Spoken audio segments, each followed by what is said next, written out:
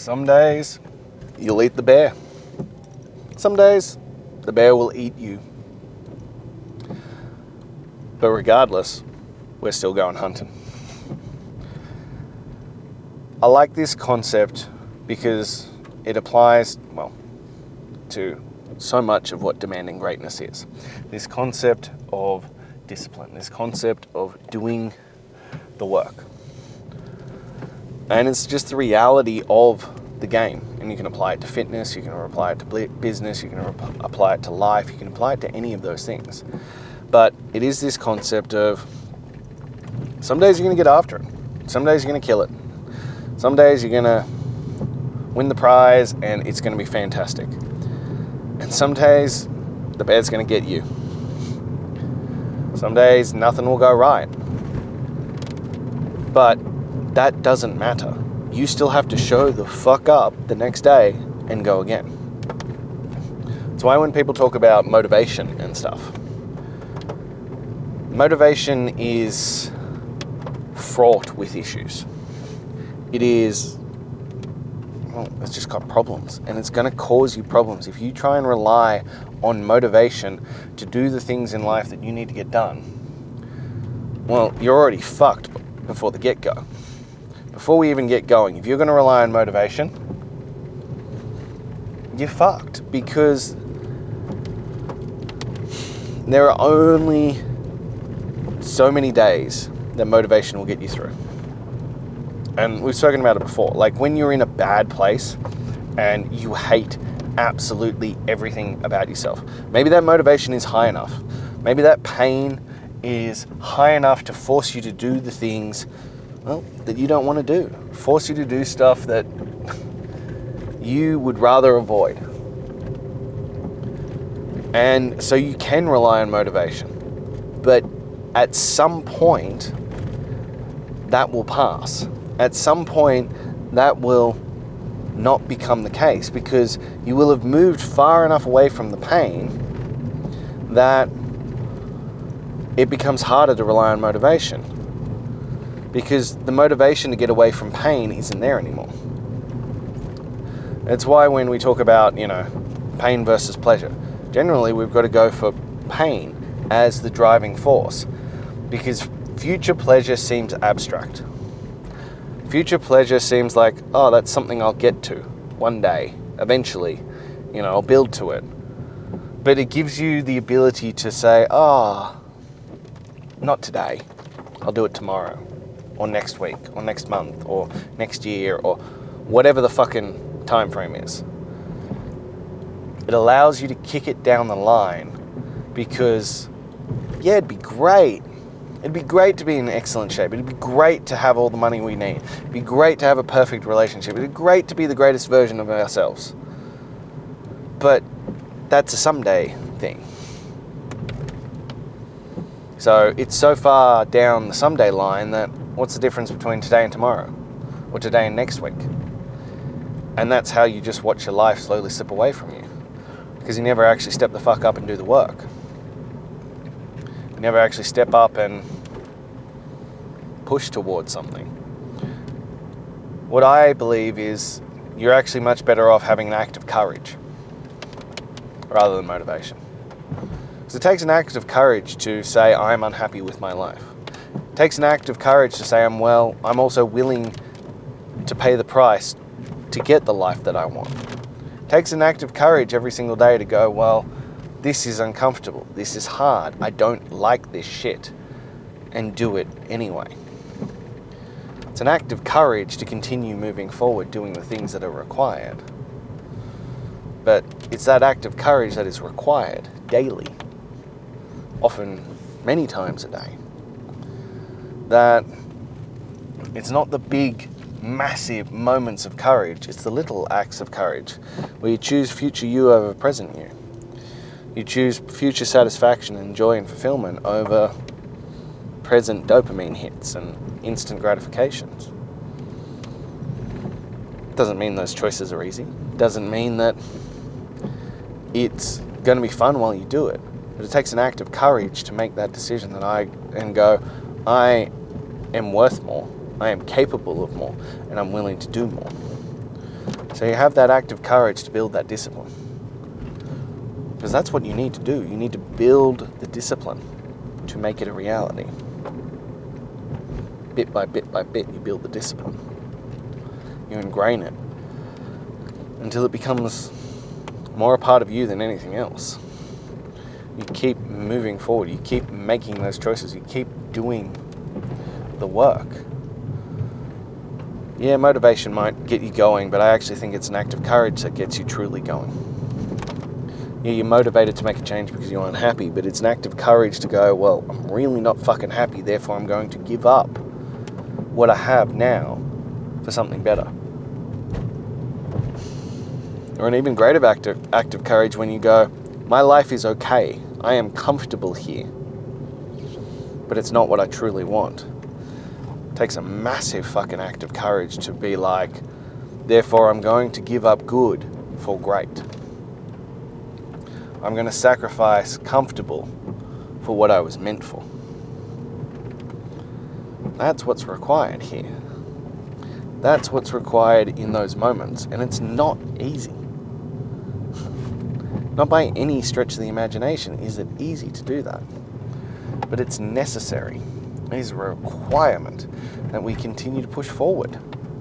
That we demand more of ourselves and see what we are capable of. And as I said all the time, it's not about you. It's about your kids. It's about your wife. It's about those who love and adore you.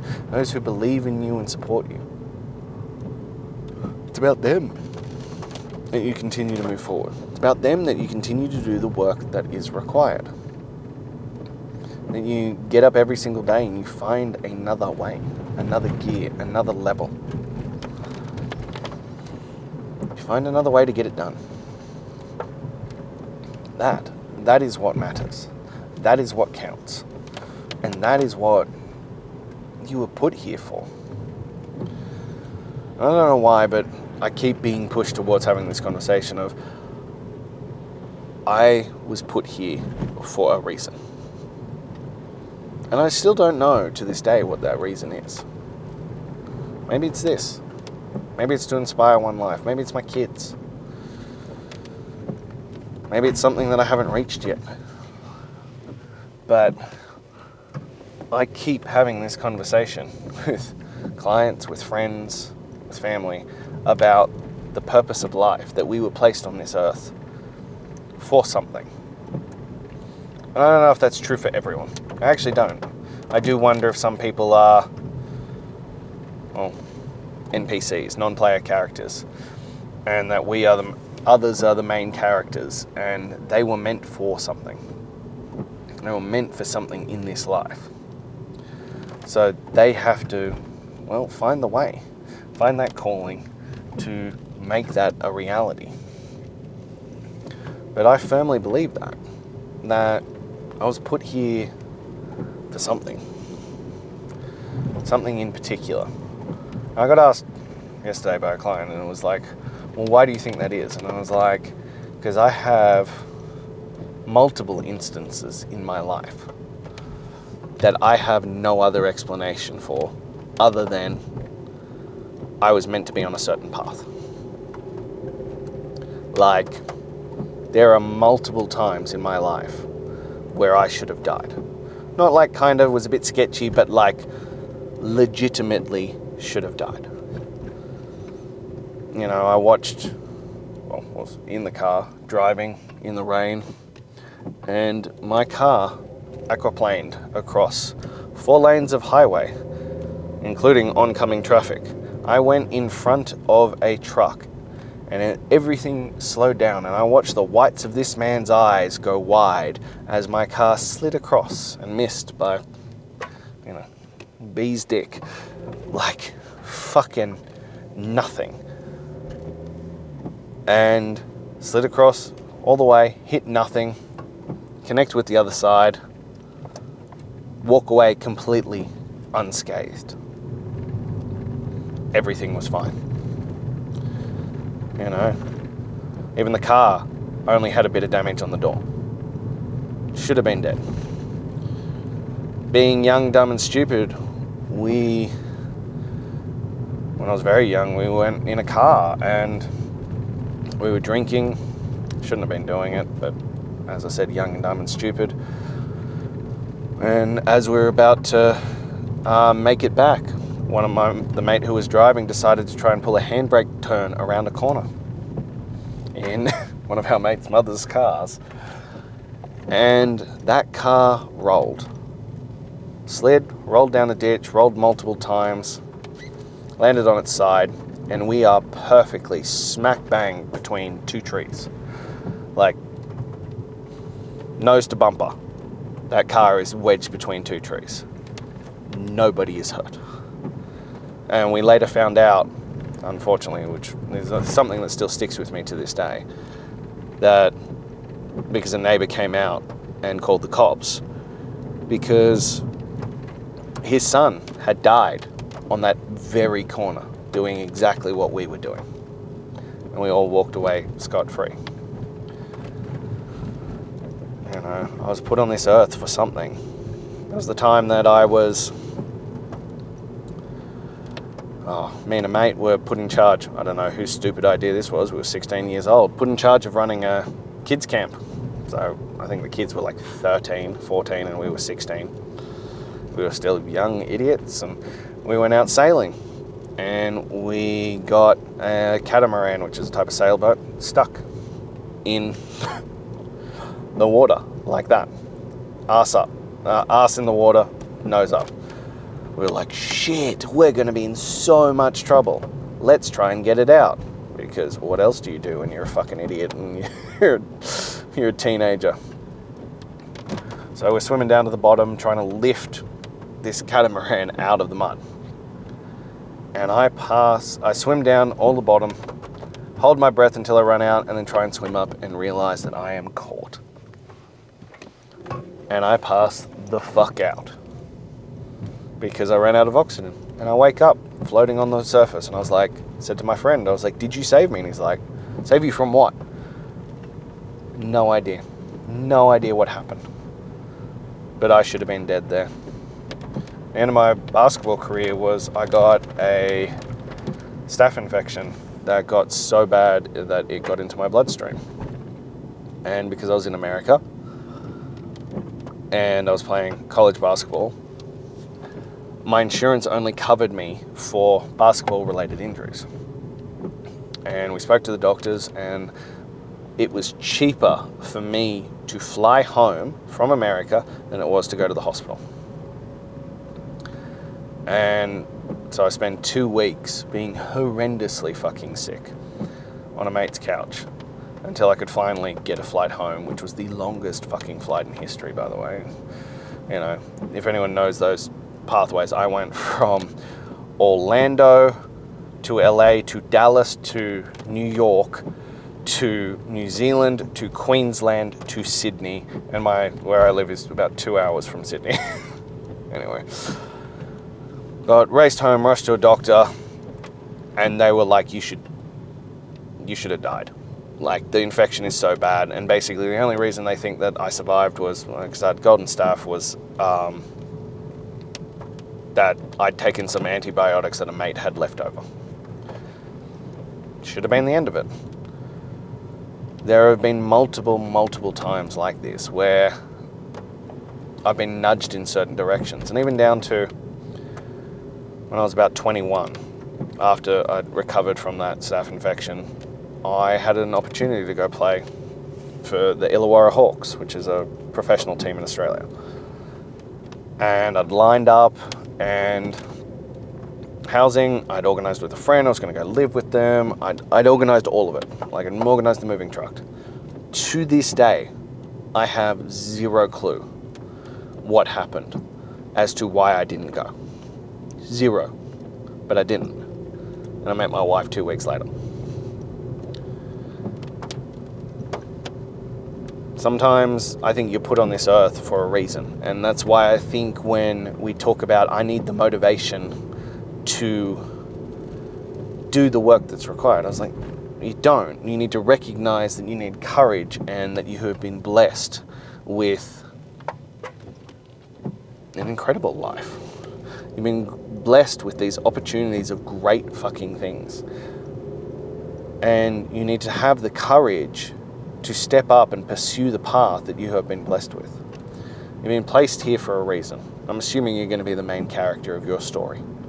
Look, maybe you are an NPC and you're looking here to spend, die at 25 and just wait to be buried. You're just existing. But I have a sneaking suspicion that if you are here listening to me, it's because you feel a call to something greater than yourself. You feel a call to something bigger. That you are meant to do something. So act like you are meant to do something. Act like the man that you are meant to be. And do that work. Do those things.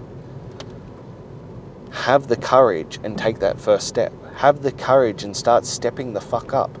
Because some days you'll eat the bear, and some days the bear will eat you. But you have to have the courage to keep showing the fuck up. Take your licks and keep moving forward. Because there is no other way. There is no other way forward other than you could just fucking exist in this world.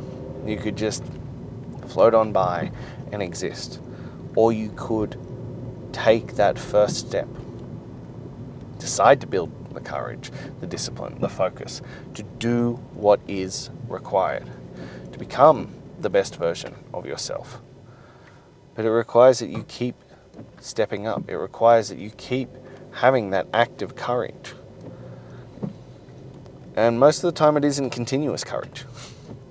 It's not like you've got to be courageous all the time, that you have to overcome every second of every single day. No, it's just those moments. You just take those moments and you take that step forward and you do what is required. That is what matters. That is what's required. That is the part that, is necessary for you to continue moving forward.